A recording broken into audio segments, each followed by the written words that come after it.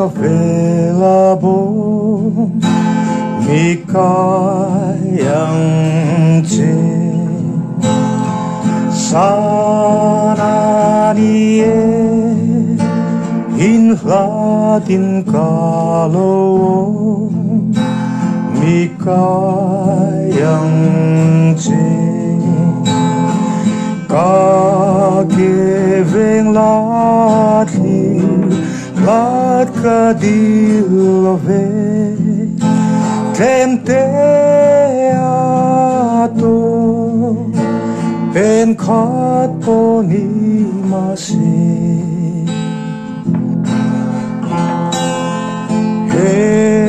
tiang ka du in ka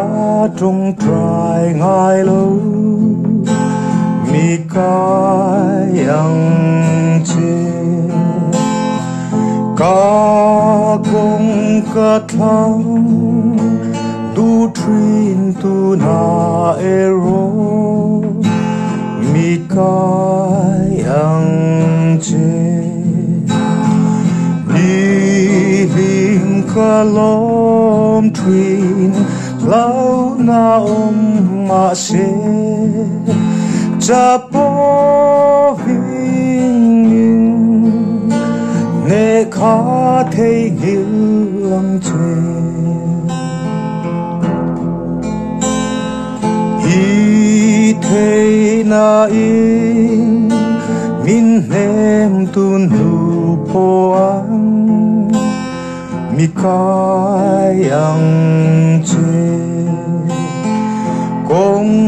chuk cho va kham le suar na sang mi kayang che din na kina ko varin ka ma kai sa tu ka to kang ong